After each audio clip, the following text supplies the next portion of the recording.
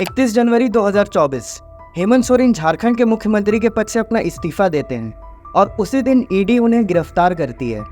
He resigned as chief minister shortly after being taken into custody by the enforcement directorate. ठीक 2 दिन बाद हेमंत जी की ही party Jharkhand Mukti Morcha के leader Champai Soren CM के पद के लिए अपना शपथ लेते हैं। मैं चंपई सोरेन ईश्वर की शपथ लेता हूं कि मैं विधि द्वारा स्थापित भारत के संविधान के प्रति सच्ची श्रद्धा और निष्ठा रखूंगा। और ये कोई पहली बार नहीं हो रहा है। 23 साल की हिस्ट्री में यहाँ 10 बार सीएम चेंज हो चुके हैं और 3 बार प्रेसिडेंट रूल लागू हुआ है। पॉलिटिकल इंस्टेबिलिटी यहाँ पे हमेशा से रही है और इसका रीजन है झारखंड का मिनरल रिच होना। उस पे आएंगे हम लोग। पहले ये समझ लो कि झारखंड के पास इंडिया का 40% मिनरल रिसोर्सेज है। Jharkhand occupies first position in coal reserves, second position in iron, third position in copper और ये एकमात्र सोल प्रोड्यूसर है प्राइम कोकिंग कोल के लिए। आज के टाइम पे Jharkhand 160 million ton mineral produce करता है and it's worth around 15,000 crore. पर इससे यहाँ के लोगों को कोई फायदा नहीं हुआ। इनफैक्ट लगभग 40% लोग पॉवर्टी लाइन से नीचे हैं यहाँ एंड दैट्स कंसर्निंग। तो ये हुआ कैसे?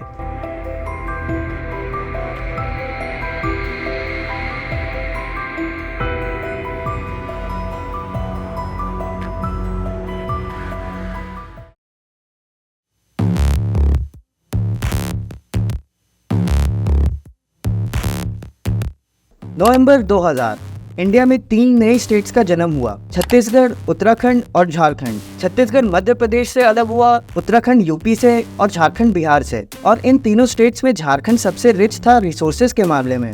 जैसा हमने बात की, यहाँ मिनरल्स की कमी नहीं थी। सबको लग रहा था कि इन तीनों स्टेट्स में झारखंड सबसे डेवलप होगा, पर आज रियलिटी कुछ और है। आज झारखंड इंडिया का दूसरा सबसे पुअर स्टेट है। आ रहा है तो कहाँ मिल रहा है? नहीं मिल रहा है। मानदेय नहीं मिल रहा है। नहीं मिल रहा है। कब से नहीं मिल रहा है? जब तक से कर रहे नहीं मिल रहा है। कितना साल से? 10-11 साल हो गया। घर भी नहीं हमको है, खपड़ा वाला घर है मिट्टी का। To understand the situation of Jharkhand better, हमें यहाँ की हिस्ट्री मालूम करनी होगी, क्योंकि यहाँ पे जितने भी मिनरल्स हैं वो एक दिन में तो आए नहीं, हमेशा से ही थे, है ना। एंशिएंट और मिडिवल पीरियड में यहाँ नागवंशी डायनेस्टी का रूल था और इस रीजन का नाम पड़ गया छोटा नागपुर प्लेटो, क्योंकि ये रीजन माउंटेन से घिरा हुआ है। वैसे तो इस रीजन में माइनिंग एक्टिविटीज़ 400 BC से हो रही है, पर पहला रिकॉर्डेड माइनिंग ब्रिटिशर्स के आने के बाद ही हुआ। तो हम शुरू करते हैं कॉलोनियल एरा से। इस टाइम झारखंड का रीजन बंगाल में आता था। तो जब ब्रिटिशर्स इंडिया आए, उन्हें इस रीजन में एक अपॉर्चुनिटी दिखी। उन्होंने यहाँ के स्ट्रेटेजिक इंपॉर्टेंस को समझा और यहाँ के मिनरल्स को एक्सट्रैक्ट करने का सोचा। और ये सब हुआ छोटा नागपुर रीजन के कलेक्टर ग्रैंट हेटली और उनके करीबी जॉन समर के कारण। उन्होंने बंगाल के गवर्नर जनरल वॉरेन हेस्टिंग्स को एक प्रपोजल भेजा, जहां उन्होंने एक्सक्लूसिव राइट्स मांगा कोल माइनिंग करने के लिए और उसे बेचने के लिए। और इसमें एक शर्त भी शामिल किया गया विच सेड इस रीजन में और कोई भी जो मिनरल्स पाए जाएंगे उन्हें भी सुरक्षित रखा जाएगा on the payment of 20% royalty to East India Company. तेरा बाप यहाँ छोड़कर गया था कि तेरी माँ? फिर क्या था, 1774 में राजगंज कोलफील्ड्स में कोल माइनिंग शुरू हुई। फिर धीरे धीरे इस रीजन के जितने भी कोलफील्ड्स थे वहाँ भी माइनिंग शुरू हो गई और ब्रिटिशर्स यहाँ के वर्कर्स पे डिपेंडेंट हो गए और यहाँ के लोकल नेबर्स पे काफ़ी जुल्म हुआ। इन मिनरल रिसोर्सेज को एक्सट्रैक्ट करने के लिए ब्रिटिशर्स ने यहाँ ट्रांसपोर्टेशन पे भी काफ़ी ध्यान दिया। उन्होंने रोड और रेलवेज बनाया ताकि यहाँ के मिनरल्स को पोर्ट सिटी तक ट्रांसपोर्ट किया जा सके। और ये लोग लोकल पॉपुलेशन पे टैक्स भी लगा रहे थे। एक तो लोकल लोगों को उनका राइटफुल शेयर मिल नहीं रहा था, ऊपर से टैक्स। इसके साथ साथ ब्रिटिशर्स यहाँ के ट्राइब्स की ज़मीनों पर भी कब्जा कर रहे थे। इससे क्या हुआ कि इन ट्राइबल कम्युनिटीज़ ने रिवोल्ट कर दिया। 1855 में संथाल रिबेलियन और 1875 में बिरसा मुंडा रिवोल्ट हुआ। But as we know, Britishers ने अपना काम जारी रखा। वर्ल्ड वॉर 1 और वर्ल्ड वॉर 2 के दौरान ब्रिटिशर्स को कोल की बहुत ज़रूरत थी, क्योंकि उस टाइम काफ़ी इंडस्ट्रीज कोल पे डिपेंडेंट थी। रेलवेज, शिप्स और यहाँ तक कि मिलिट्री मशीनरी सब कोयले से ही चलते थे। ब्रिटिशर्स की सारी कोल की रिक्वायरमेंट इंडिया ही पूरी कर रहा था और कोल इसी रीजन में पाया जाता था। फिर 1947 का टाइम आ जाता है और इंडिया ब्रिटिशर से आज़ाद हो जाता है। At the stroke of the midnight hour, when the world sleeps, India will awake to life and freedom.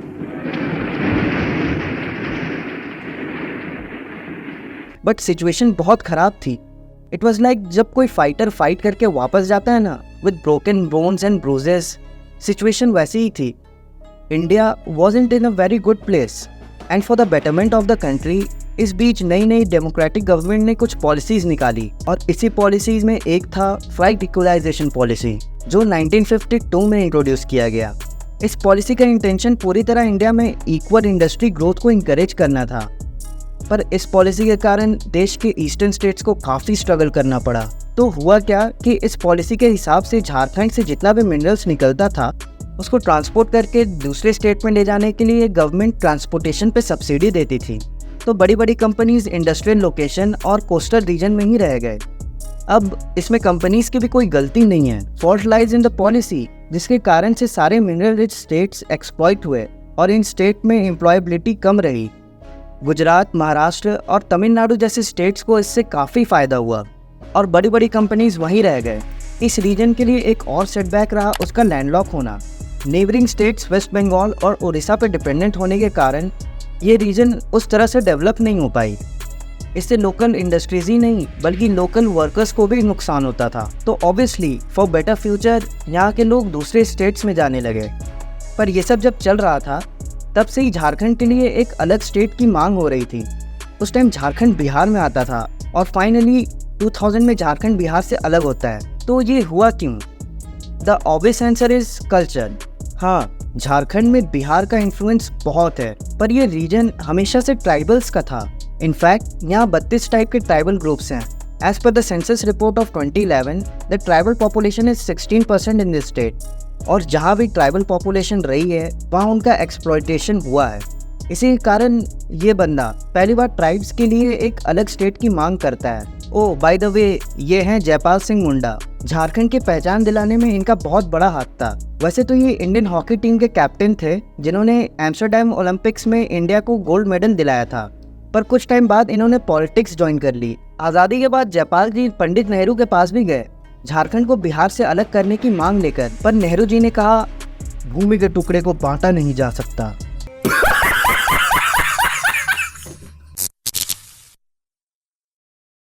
खैर, अलग स्टेट के साथ साथ लीडर्स फ्लाइट इक्वलाइजेशन पॉलिसी पे भी आवाज़ उठा रहे थे। इसका नतीजा हुआ कि 1993 में फ्लाइट इक्वलाइजेशन पॉलिसी को ख़त्म कर दिया गया और फाइनली 2000 में झारखंड बिहार से अलग होकर एक अलग स्टेट बनता है।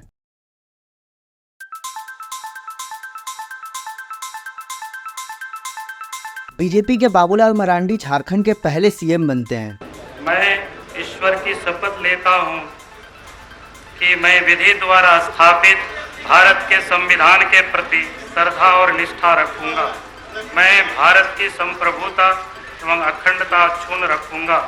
झारखंड राज्य के मुख्यमंत्री के रूप में मैं अपने कर्तव्यों का श्रद्धापूर्वक और शुद्ध अंतःकरण से निर्वहन करूंगा। And his government initiated many development schemes in the state. उनका आइडिया ग्रेटर रांची को डेवलप करना था ताकि मेन सिटी में क्राउड कम हो, पर बाबूलाल जी का टेन्योर पूरा होने से पहले ही उन्हें रिजाइन करना पड़ा। And many believe that this was due to pressure by the allies. फिर सीएम बने अर्जुन मुंडा और ये सिलसिला चलता रहा। सरकारें आई और गई, नई स्कीम्स आए, पर कोई कॉन्क्रीट विजन ना होने के कारण कभी लॉन्ग टर्म डेवलपमेंट नहीं हो पाया। और इस पॉलिटिकल अनरेस्ट का रीजन था करप्शन। भारत में सबसे भ्रष्ट सरकार अगर कहीं पर है तो झारखंड के अंदर। मधु कोड़ा जो 2006 से 2008 तक झारखंड के सीएम थे, उन्हें 2009 में अरेस्ट किया गया था। वो माइनिंग स्कैम में इन्वॉल्व थे। विजिलेंस की टीम ने कोड़ा को गिरफ्तार कर लिया है। उन्हें 14 दिन की न्यायिक हिरासत में भेज दिया गया है। कोड़ा पर आय से अधिक संपत्ति रखने का आरोप है। मधु कोड़ा से पहले शिबू सोरेन जो 2005 में सीएम थे, उन्हें भी किडनैपिंग और मर्डर केस में गिरफ्तार किया गया था। और अब शिबू सोरेन के बेटे हेमंत सोरेन को भी गिरफ्तार किया गया। आज मुझे ईडी गिरफ्तार करने आई। दिन भर हमसे पूछताछ करने के बाद, समय बिताने के बाद सुनियोजित ढंग से मुझे गिरफ्तार करने का उन लोगों ने फैसला सुनाया। पर हेमंत सोरेन के अरेस्ट से पहले ही उन पे काफी एलिगेशंस लग रहे थे। और ये तो बस एक सरकार की बात है, सारे इलेक्टेड गवर्नमेंट्स में कुछ न कुछ एलिगेशंस लगे ही हैं करप्शन के। और सिर्फ रघुवर दास को छोड़कर आज तक यहाँ कोई भी अपना पूरा 5 साल का टेन्योर पूरा नहीं कर सका। And this reminds me of Pakistan. और तुम लोग देख ही सकते हो वहाँ क्या हाल है।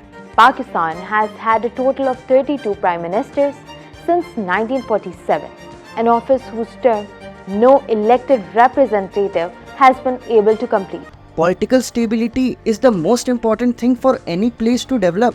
और करप्ट सरकार के कारण ही यहाँ के लोगों को सबसे ज़्यादा झेलना पड़ता है। एक्चुअली जब स्टेट में इतना सारा रिसोर्सेज मौजूद हो तो वहाँ पावर के लिए लड़ाई तो होगी ही। 2018 में मोदी गवर्नमेंट ने प्राइवेट कंपनीज को कोल माइनिंग की परमिशन दे दी। This ended the monopoly of central owned Coal India Limited, और ये किया गया कोल की डोमेस्टिक सप्लाई को बूस्ट करने के लिए। इसके बाद यहाँ प्राइवेट कंपनीज आई और कोल प्रोडक्शन बढ़ी। 2021 में 6.8% का इंक्रीज यहाँ कोल प्रोडक्शन में देखने को मिला। एंड दैट्स ग्रेट, हम लोग सेल्फ रिलायंट बन रहे हैं, but we are not looking at the main problem here.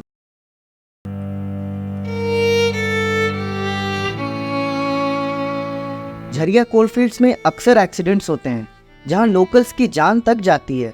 कुछ समय पहले यहाँ पर हादसा हुआ था और हमारे साथ जो अम्मा खड़ी हैं, उनके बेटे और उनके पोते दोनों ही, जो आप जहाँ पे आप देख पा रहे हैं, ये जो ज़मीन है, ये जो जगह है, यहीं पर जो है भूधसान हुआ था और दोनों लोग काल के गाल में समा गए थे। और ये होता है अंडरग्राउंड कोलफील्ड्स में आग लगने के कारण। और यहाँ रहना खतरे से खाली नहीं है। कई बार तो यहाँ की लोकल पॉपुलेशन को डिस्प्लेसमेंट का भी सामना करना पड़ता है। कुछ साल पहले गवर्नमेंट ने लोकल्स को बेलगरिया, जो झरिया से 7 किलोमीटर दूर है, वहाँ भेजा, और यहाँ आने के बाद यहाँ के लोगों को अनएम्प्लॉयमेंट का सामना करना पड़ा। जिस जगह में दिया जा रहा है वहाँ से सिर्फ कोई रोजगार का योजना भी नहीं। वहाँ जंगल है, अब जंगल में जाके तो देखिए खाना पीना तो इंसान के लिए, जीने के लिए तो जीविका चाहिए। अनाज के लिए कोई पर ऐसा है ही नहीं, संविधान ही नहीं है कि वहाँ कमा सके और खा सके, रह सके। जब ये वर्कर्स झरिया में रहते थे तो धनबाद शहर से नजदीक होने के कारण इन्हें जॉब आसानी से मिल जा रही थी, but due to the lack of transport connectivity from Belgharia, these people find hard to travel for work। जहाँ के लोगों को नेचुरल रिसोर्सेज से फ़ायदा होना चाहिए, वहीं के लोग 2 वक्त की रोटी के लिए दिन रात मेहनत कर रहे हैं। Obviously I am not talking about the super elites, उनको तो फ़ायदा हो ही रहा है। मैं बात कर रहा हूँ वर्किंग क्लास की। और जैसा हमने पहले ही बात किया, यहाँ 40% लोग बिलो पॉवर्टी लाइन रह रहे हैं। झारखंड में और भी कई समस्या हैं, जैसे साफ पानी का ना होना, जनरल लिटरेसी रेट में भी यहाँ काफ़ी गैप है। Another big problem is corruption. जैसा हमने पहले ही बात किया यहाँ की सरकार और पॉलिटिकल इंस्टेबिलिटी के बारे में, उससे क्या हुआ कि करप्शन बढ़ गई और कई ऑफिसर्स करप्शन के मामले में या तो अरेस्ट हुए हैं या उन पे उंगलियां उठी है। झारखंड की तेज तर्रार आईएएस पूजा सिंघल को ईडी ने गिरफ्तार कर लिया है। ईडी ने मैराथन पूछताछ के बाद पूजा सिंघल को गिरफ्तार किया है। रांची में ईडी ने आईएएस ऑफिसर छवि रंजन को गिरफ्तार कर लिया है। जमीन घोटाले में 10 घंटे की पूछताछ हुई और उसके बाद छवि रंजन को गिरफ्तार कर लिया गया। एसीबी हजारीबाग ने कोडरमा से जिला सहयोग निबंधक मिताली शर्मा को 10,000 रुपए रिश्वत लेते गिरफ्तार किया। क्राइम में भी झारखंड पीछे नहीं है। अभी हमने शिंबू सोरेन के केस के बारे में बात की और तुमने गैंग्स ऑफ वासेपुर तो देखा ही होगा। And while the story was exaggerated, crime के मामले में it was quite accurate.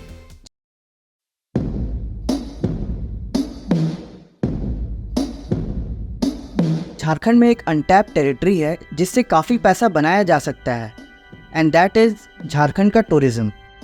But for some reason government ने इस पे ध्यान नहीं दिया है। ये देखो, ये है नेतरहाट। ये रांची से 150 किलोमीटर की दूरी पर है।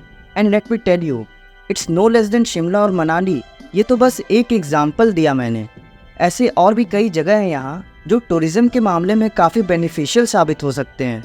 और मंदिर वगैरह की बात करें तो देवघर में लोग दूर दूर से आते हैं, बट देवघर ही नहीं, यहाँ पे और भी कई मंदिर हैं।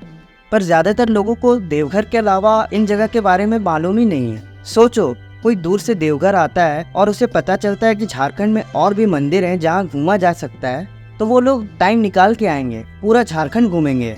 बट आई डोंट नो सरकार ने अभी तक इस पर कुछ काम क्यों नहीं किया। और जो लोग आते हैं वो अपनी प्राइवेट गाड़ी से ही आते हैं। पब्लिक ट्रांसपोर्ट बहुत कमी चलती है यहाँ, और यहाँ पहुँचने के बाद हॉस्पिटैलिटी भी इतनी अच्छी नहीं है। Just think about it. अभी हाल में ही जो ब्राजीलियन वुमेन के साथ केस हुआ, She had bruises on her face. She had been gang raped by 7 men during her trip. This incident happened in the state of Jharkhand. अगर यहाँ अच्छी hospitality होती तो शायद ये नहीं होता। Think about it. ये सिचुएशन तब हुई जब वो ब्राजीलियन टूरिस्ट रात में दुमका के पास कैंप में स्टे कर रही थी। ये बहुत सेंसिटिव मामला है और मैं इस पे कुछ बोलना नहीं चाहूँगा, बट डू यू थिंक कि अगर इस रीजन में अच्छी हॉस्पिटैलिटी होती तो ये सिचुएशन होता?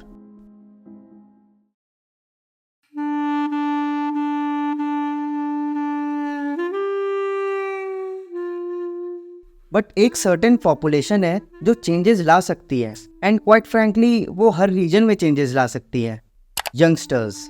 तुम्हें पता है यहाँ के पॉपुलेशन में सबसे ज़्यादा कौन से ग्रुप के लोग हैं? Look at this graph, look at this spikes. ये है झारखंड की मेजॉरिटी पॉपुलेशन, बेसिकली 5 से 30 साल के लोग। It is a state of young people, and what is the most important thing for youngsters? Good education. तो झारखंड में एजुकेशन कैसा है? 6 से 11 साल के 95% बच्चे प्राइमरी स्कूल में पढ़ रहे हैं, which is not a bad number. There are 21,386 government and private schools in Jharkhand. ये नंबर पूरी तरह एक्यूरेट शायद ना हो, बट नंबर इसी रेंज में है। कॉलेज और यूनिवर्सिटीज़ के बारे में बात करें तो वो भी बहुत है झारखंड में, and there are really some good colleges. IIT Dhanbad is literally one of the best institutes of India. पर यहाँ के स्टूडेंट्स क्या यहाँ रह पाते हैं? I mean, एजुकेशन तो यहाँ ले लिया, पर स्टूडेंट्स क्या यहाँ रुकते हैं? अनफॉर्चुनेटली ज़्यादा जॉब ऑप्शंस ना होने के कारण ज़्यादातर स्टूडेंट्स बड़े बड़े शहर जैसे दिल्ली, मुंबई और बेंगलोर चले जाते हैं। जो रुकते हैं वो मोस्टली अनप्रिविलेज स्टूडेंट्स होते हैं जो गवर्नमेंट एग्जाम की प्रिपरेशन करते हैं। और गवर्नमेंट एग्जाम की बात करें तो let me tell you what's the deal. अभी 28 जनवरी को SSC का एग्जाम हुआ, जहाँ लगभग 3 लाख लोगों ने एग्जाम दिया, बट एग्जाम के जस्ट 40 मिनट्स पहले जनरल नॉलेज का पेपर लीक हो गया। उसके बाद जब मिलाए, मैच किए, तब लगा कि नहीं वाकई में क्वेश्चन लीक आउट हुआ है, और इसी के कारण पेपर कैंसिल हो गया। 22 फरवरी को इसी कंट्रोवर्सी के कारण JSSC के चेयरमैन नीरज सिन्हा अपने पोस्ट से रिजाइन देते हैं। इसके बाद काफी उंगलियां स्टेट गवर्नमेंट पे भी उठी, और तो और अभी हाल में JPSC के पेपर लीक होने की भी खबर आई। आरोप है कि JPSC की प्री परीक्षा में पेपर लीक हुआ। And you know what's ironic, इससे कुछ महीने पहले ही झारखंड में एक बिल पास हुआ था जहाँ चीटिंग और पेपर लीक पे कड़ी से कड़ी सजा दिलाने की बात हुई थी। और इन सब के बीच झारखंड के नए CM चंपई सोरेन का ये कहना था कि झारखंड में पेपर लीक कोई नई बात नहीं है। Seriously, that's the statement. अब तुम ही बताओ यहाँ के स्टूडेंट्स का क्या फ्यूचर होगा? एंड माइंड यू, ये मोस्टली वो स्टूडेंट्स हैं जो ज्यादातर प्रिविलेज बैकग्राउंड से नहीं है। पर ऐसा नहीं है कि यहाँ जॉब बिल्कुल नहीं है, जॉब है और मिलती भी है। जब एग्जाम होने से 2 दिन पहले क्वेश्चन को रटा दिया जाता है सर, 20 से 25 लाख में बेच दिया जाता है sir. One thing that is good in Jharkhand is sports. Ranchi की दीपिका कुमारी ओलंपिक एथलीट रह चुकी हैं और 2015 आर्चरी वर्ल्ड कप में सिल्वर मेडल भी ला चुकी हैं। उन्हें पद्मश्री भी मिल चुका है, और ऐसे कई यंग एथलीट्स हैं जो अपना और झारखंड का नाम बना रहे हैं। I mean, अगर तुम बोलोगे इस इंसान के कारण ही बहुत लोग झारखंड को जानते हैं, तो तुम गलत नहीं होगे। He is probably the biggest cricketer in the world, और इनके पॉपुलैरिटी के कारण ही रांची में इंटरनेशनल क्रिकेट हो रही है। एंड इन माय ओपिनियन एक स्पोर्ट्समैन ही है जो स्टेट को डेवलप होने में हेल्प कर सकता है। हमने वीडियो के स्टार्ट में जयपाल सिंह मुंडा के बारे में बात की थी, जो एक हॉकी प्लेयर थे और झारखंड को पहचान दिलाने में काफ़ी कुछ किया था। तो sportsman have been beneficial for the state. आज की जनरेशन सिनेमा में भी झारखंड को एक पहचान दिला रही है। गैंग्स ऑफ वासेपुर एक ऐसी फिल्म है जिससे लोगों को यहाँ की कहानी के बारे में मालूम पड़ा, और इसे लिखा था धनबाद के ज़ीशान कादरी ने, जो वासेपुर में बड़े हुए थे। It was a classic film, और तुम में से कई लोगों का ये फेवरेट भी होगा। बट कई इंडी फिल्म्स भी यहाँ बन रही हैं जो रूट लेवल की कहानियाँ बता रही हैं। अभी हाल में ही मनोज वाजपेयी की जोरम आई थी, और इसमें झारखंड के ट्राइब्स के बारे में बात की गई थी। तो अगर झारखंड के और भी यंगस्टर्स किसी भी लाइन में, स्पोर्ट्स में या सिनेमा में या और कहीं भी, अगर उन्हें मौका मिलता है तो झारखंड को फायदा ही होगा। और ये तब हो पाएगा जब यहाँ एक अच्छा लीडर हो जो नई तरह से सोचता हो और प्रॉब्लम्स को सॉल्व कर सके, ना कि ब्लेम गेम करे। तो गाइज, अगर वीडियो अच्छा लगा हो तो लाइक और शेयर करो, और चैनल को भी सब्सक्राइब करो। अभी और कंटेंट पाइपलाइन में है तो उसे मिस ना करना। और चलो कमेंट में आओ, बताओ और क्या देखना चाहते हो चैनल से। चलो बाय।